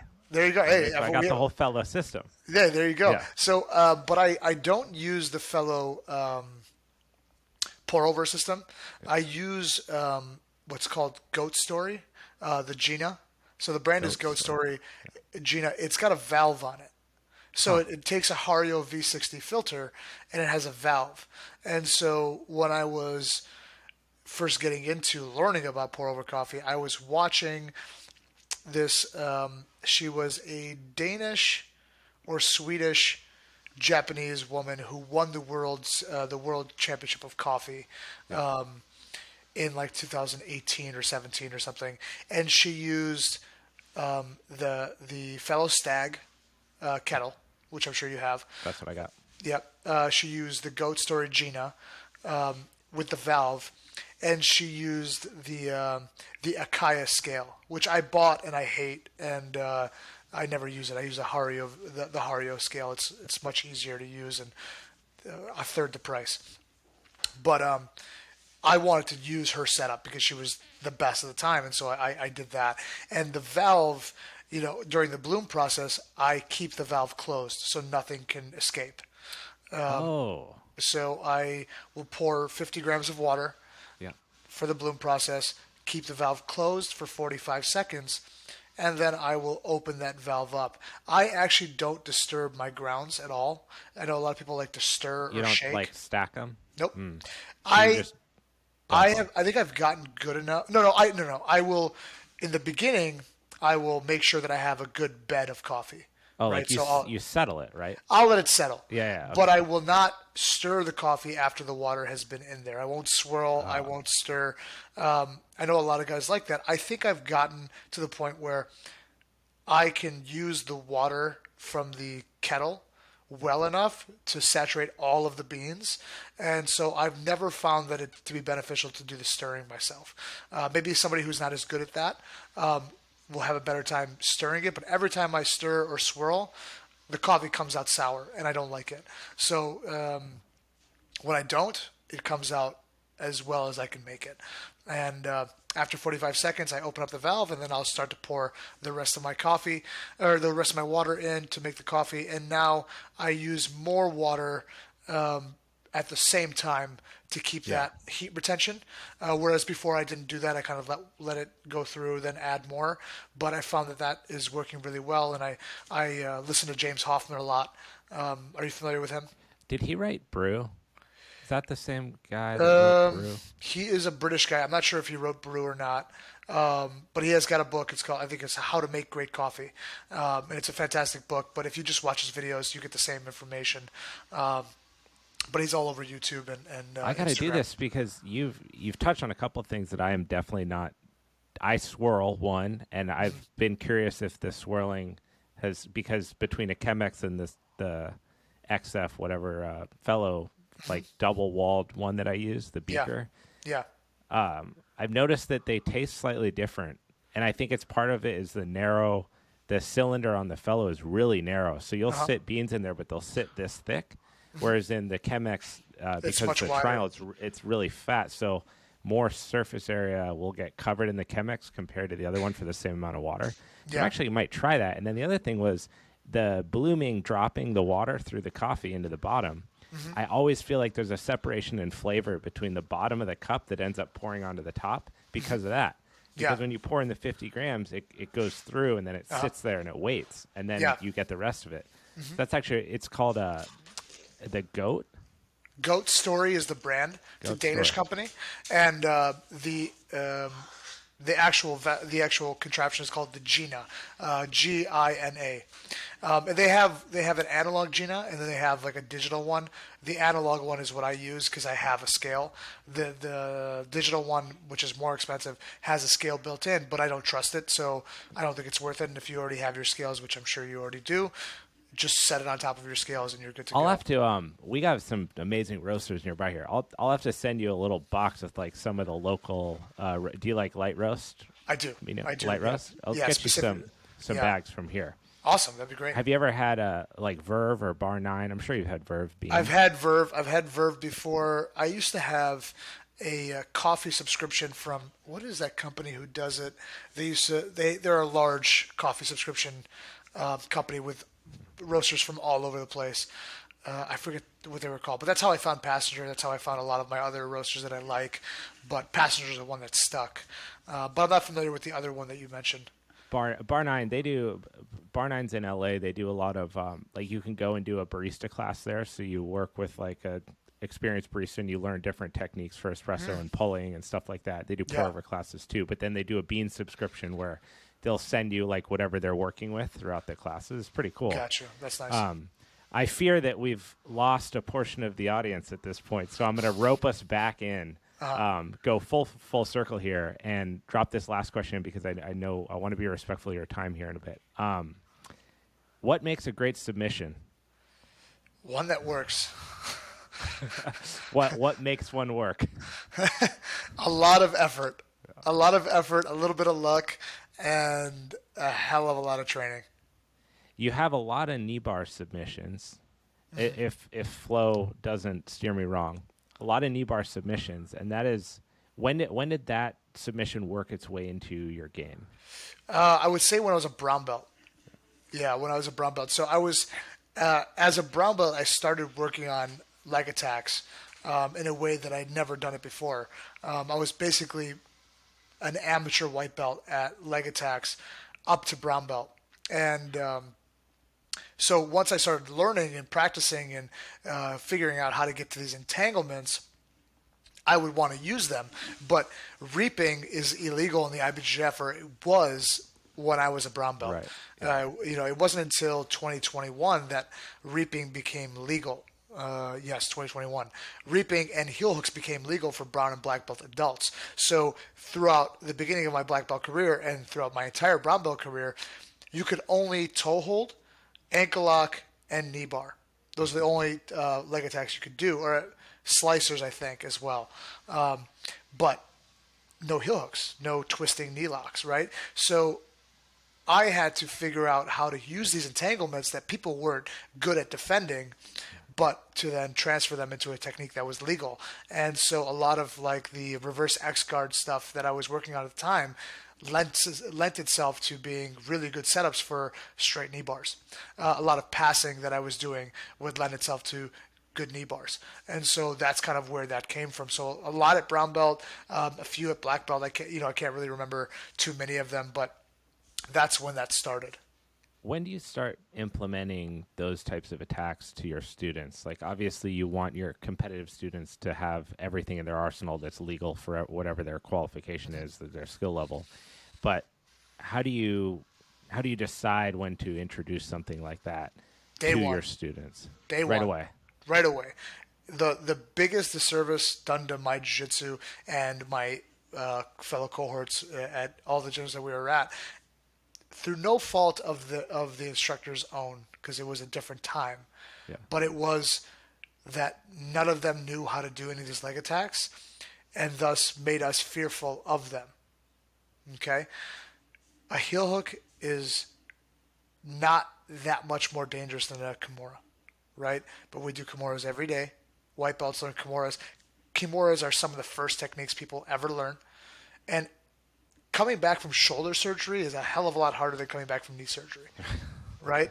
I don't know if you ever went through a shoulder surgery. I personally haven't, but I know too many people that have never been able to do jiu-jitsu again because their shoulders would never be the same. A knee surgery, it's tough. It takes a long time, but you can come back from that, right? Shoulder surgery, you're a lot of times you're in this sport too. Like I've trained several clients back from AC joint, like shoulder girdle surgery, and some back from ACL, MCL reconstruction. And yeah, you return to pretty much everything you used to be able to do, with the exception of like some swelling around the kneecap, stuff like that, if you have a good surgeon and good PT. But the problem with jiu-jitsu in the shoulders, like so much of what we do is you're driven into or onto your shoulders, whether you're escaping from the bottom or you're in a scramble and you crash. I mean, you could have, underhooks on your opponent and you go down and you tumble and it's your shoulder first or it's your shoulder neck. If that thing's not functioning, like the knee is kind of like, how much are you willing to risk your knee again? But it's not, you will never do this again. Right. But the shoulder, if you take one bad drive into a wall or into the mats or something like that, I mean, it's a really hard injury to recover from. I think surgeons are just better at fixing the knees than they are at the shoulders, right? And maybe that'll change. Maybe there'll be some new technique that the surgeons use, and the people's shoulders will be as good as new. But it's just not the case right now. Well, it's tough too because the knee flexes and extends, and the shoulder does everything. It does everything. Yeah, exactly. And so that's such a complicated thing to solve for when you're trying to reconstruct. And people use their arm, like when you just come back from ACL surgery, you know not to use that thing. Like you're just very ginger. You go through the PT. When you come back from anything arm related, you use it for everything, right? Like you have to pick up. Yeah, exactly. Could you imagine having a torn shoulder and doing pour over? You couldn't. I'd be making ambidextrous left pours. Right, exactly. But my point is, in even mentioning that is that it's just a technique. if you teach people the dangers of the technique, you teach them which direction to move in, how to give yourself enough time to tap before your knee explodes or your ankle explodes or whatever. It's no different than teaching people how to tap to an armbar. It's no different at all. And anybody who wants to have that argument with me, I would be happy to sit down and talk with them about that and debate whether that's the case or not. Yes, if you get armbarred, you're not going to be out for a year and need surgery, more than likely. But it's very rare that somebody gets their knee blown out from a submission, right? Most people, when it happens because they moved in the wrong direction, they didn't know how to react to it, or through a scramble they busted their knee up. It's not that common that you blow your knee out because somebody inside heel hooked you. That's only being stubborn, right? That's just you being stubborn. If that happens, that's your mistake. That's not the mistake of the technique. That's just you thinking you were tougher than you were, more flexible than you were. So I teach that to my students right away. My white belts are doing heel hooks. Some guys may show up on their first day and do heel hooks. It just depends on where the lesson is that day and when they show up. But they're all exposed to it. Just Monday, we started a new lesson, and we were working on reverse De La Riva things and then entangling the legs. And I had new students in that day, and they were doing heel hooks for the first time. They'll never be afraid of them. That was the first thing that they learned. Just like you won't be afraid of your first submission, whether it was a rear naked choke, an Americana, or an armbar. I mean, you started at a different time than I did, so like you could have. Yeah, but there's, to play a little bit of devil's advocate, I think where people might harden down to that, save this stuff for later, is for whatever reason, I just think people in general, because of the proximity of their head to their shoulder, it's very, as you go into an armbar, I think people have a generally easier sense of when things are going bad. Whereas when you look down and the knee's rotated, people panic instead of tapping or instead of rolling with the flow. Maybe it's a little bit less intuitive what you should do. And I think part of that is because it's not really practiced until later. So, right. And I mean, that's my experience, right? We were training the other day and we just had a NoGi day, and I just was getting throttled by this dude because he was attacking my legs like crazy. And I just don't practice defense very often on heel hooks. And so when I'd see my knee sideways and my heel going up, I'm like, fuck, which way do I go? And that delay in action, I would just tap because I don't want to blow my knee out. But if we practiced that more and we were saying hey, guys, if they get it here, roll this way, roll that way. And that becomes intuitive, I wouldn't be as fearful of that position. Because right now, the second you lock in on that, to be honest, I'm kind of oh shit. Yeah. It's my first reaction. That's so normal, but that's an education problem. For sure. Right? That's an education problem. That's 100% what that is. Maybe at your school, your instructors teach those defenses, and maybe you're just not there during those classes. So I don't want to, I don't know. But 100%, that's not the technique being too dangerous. That is your inability to know what to do or to figure out what to do or to learn that, right? Now, that doesn't mean that you can't ever learn. I'm sure you will. I mean, after a day of getting heel hooked 10 times, you're probably going to go back and try to figure out what to do there, right? Oh, no, it pissed me off. I was like, I got to solve this problem because it's going to happen again. Yeah, 100% it will. 100% it will, especially this has been the trend for many, many years now, and it's never going to go backwards. Heel hooks are here to stay. They're here to stay. They will never come out of fashion. They'll only be used less often because there is something more available because of the reactions that you're giving. They'll never, if somebody leaves their foot out there and they don't know how to defend a heel hook, that is an opportunity for you to get tapped out or hurt, right? Right. But once you know what to do, you may still get tapped, but you likely won't get hurt. And that's the important thing. And that's what I try to give to those new students. It's a new student of mine. So let's say somebody starts day one. They may not learn a leg lock for 3 months. But that's only depending on when they sign up. When they come into their first class. What you're teaching, what that we're working block on. Or whatever. Yeah. Exactly, right? But my students all know that you don't heel hook the new guy.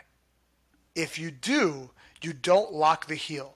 You can entangle their legs, right? You can use your legs, you can use your hands to cover, but you can't hook that heel.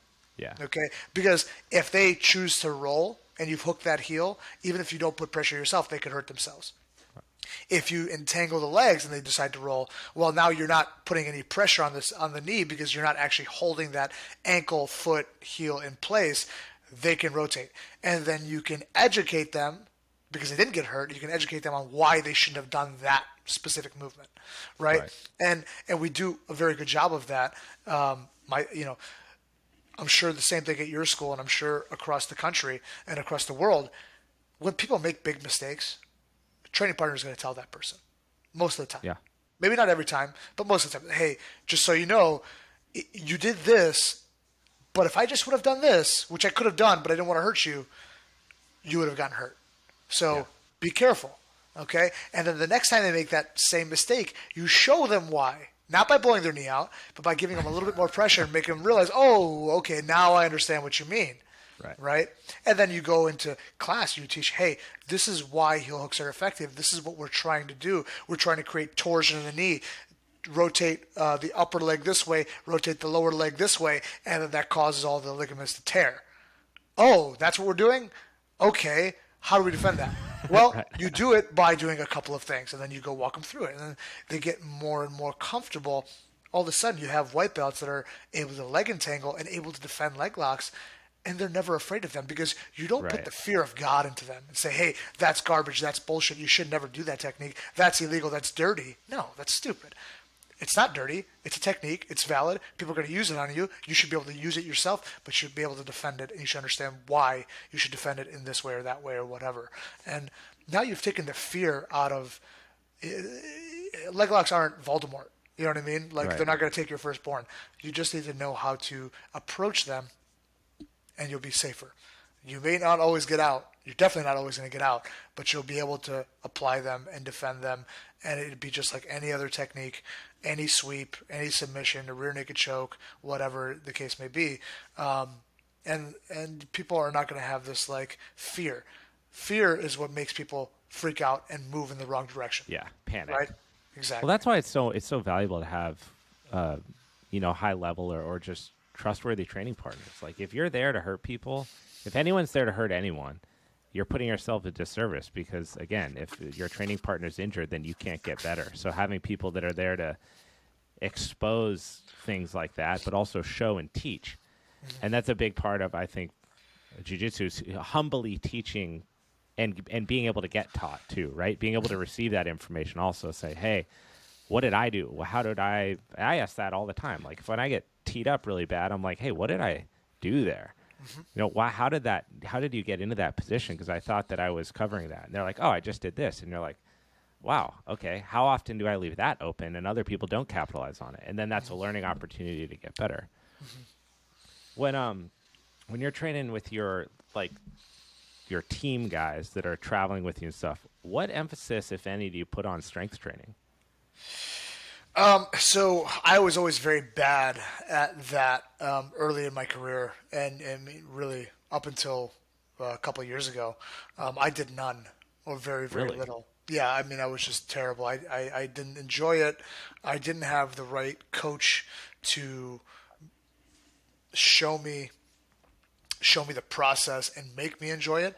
And as of recently, I would say just over a year now, I've been working with my athletic trainer, Ty Jensen, and he's just amazing.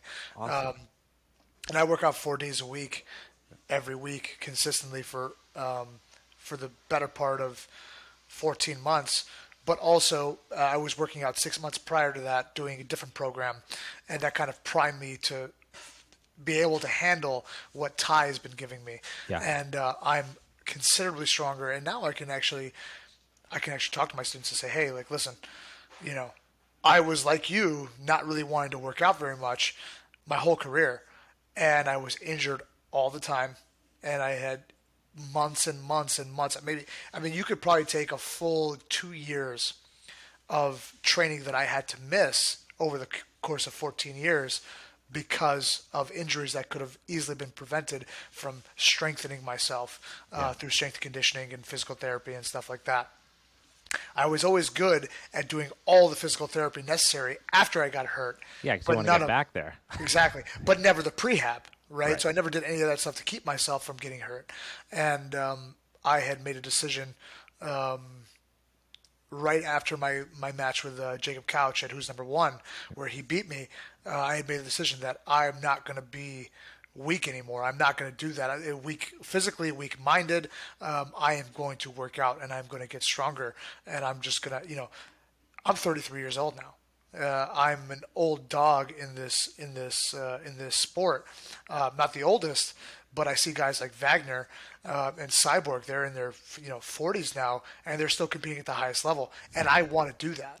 Oh I yeah. want to continue this until I want to leave, right? Whenever that Yeah. may be, but until I want to leave. I don't want my physical my body to break down on me and then force me to have to retire. I think there's nothing worse than that could happen to me because I would want to go out on my own terms and not because I got hurt one too many times and it's over.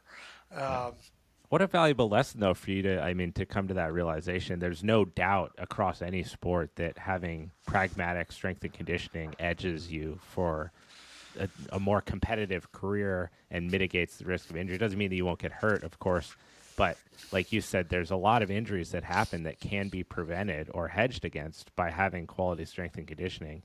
I was just messaging with Wagner the other day because we're trying to get him on here too, and I look at that guy and I'm like, dude, hell yeah, like you're a yeah, bad dude. Glover Teixeira, bad dude. These guys are in their 40s and they're still at a high level. I mean, what's more motivating than that? To know that you can keep doing this thing that you love so much and you're not going to be sidelined, that it's actually possible to keep doing it at that age is so cool to me.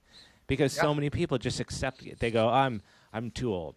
I'm too old to go out and do that. Like, you're old because you're saying you're old. You stop using your body. You don't move anymore. You're griping all the time. These guys are competing in ADCC in their 40s. I know. Well, I mean, there are so many examples of that I know of. These guys who they just, whether they thought they were too old or they were too old or their bodies broke down on them. It's like, you know, I hate all those excuses. Some people have catastrophic injuries that Of course. sideline them.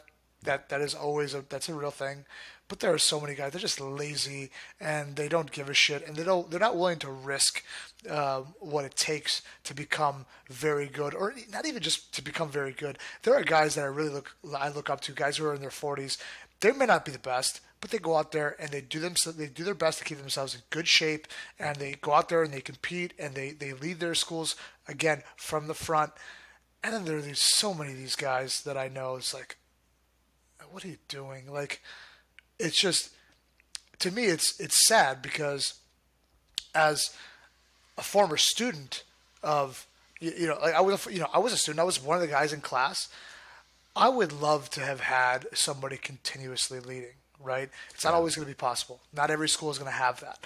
But even, not just talking about where I came from, but it's like there are so many schools around. It's like, why are 90% of the gyms that are around, at least around me, their instructors never compete? Nothing. They do nothing.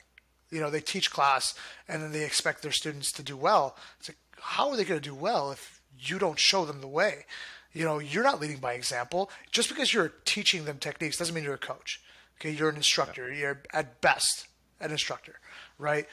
A coach is somebody who's there daily in practice, not necessarily always practicing with them because that's not necessarily what a coach's job for, but somebody to show them the way. That coach most of the time has done those things or has proven that those things work through a body of work, Yeah. right? Whether it's a student or many students over generations and stuff.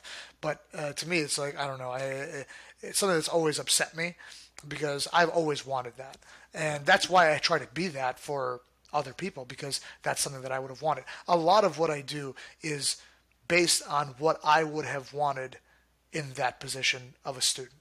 It's kind of, man, it's kind of like, I mean, we don't have kids yet, but we would like to be parents in the future. But to me, it kind of sounds like being a parent. It's like, what kind of dad do you want to be? Do you want to be the dad that's playing with your kids in your 50s and you're out there and you're leading by example, you're leading from the front, or the one that's on the couch just kind of like, go play with your friends, do it. Like those are two very different kinds of people, Hmm. and that the latter has always bothered me. It's always bothered me that person exists, and I understand there's hardships and there's different things that end up in that, like realizing that situation, but you have a choice to be something else, like Hmm. you're choosing to lead your school the way that you do. You don't have to do that. No one's paying you extra to do No, that. it costs You me a do hell of a lot more right, money than it makes me. I promise you but that. you do it because it's an improvement on what you've experienced in your life, and you know that you're giving your students and the people that walk in your doors a more impactful experience, and you get to take that home every day. Yeah. Yeah, honestly, it's as much as I think that helps my students, it's really a selfish thing because whether they want it or not, this is what I'm going to do because it's what I would have wanted. So I mean, some people maybe they don't care, and that's fine too. But for those who do, at least I'm able to give that to them. But again, these are all things that, like I said earlier in our conversation, this is the easier thing for me to do. The harder thing would be to sit back and not do this.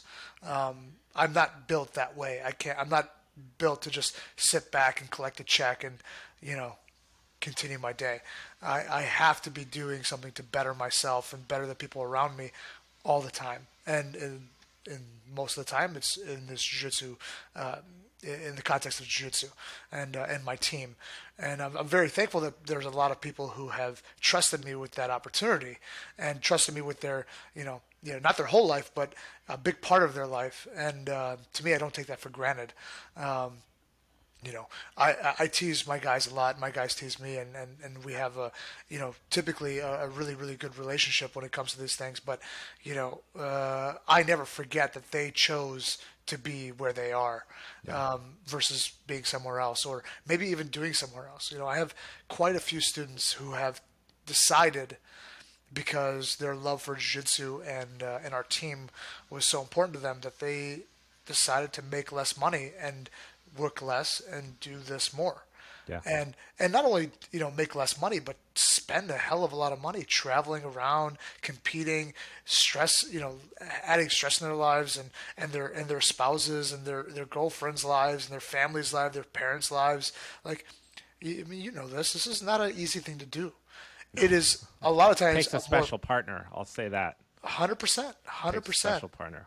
And we've had guys go through breakups, and we've had guys have all the support in the world from their significant others, and it's it's tough. And I just try to make sure that I keep that stuff all in context when I give my guys, or I try to give them opportunities. It's like, for the most part, for most of these guys, I know a lot of what's happening in their lives, and I try to take that into account.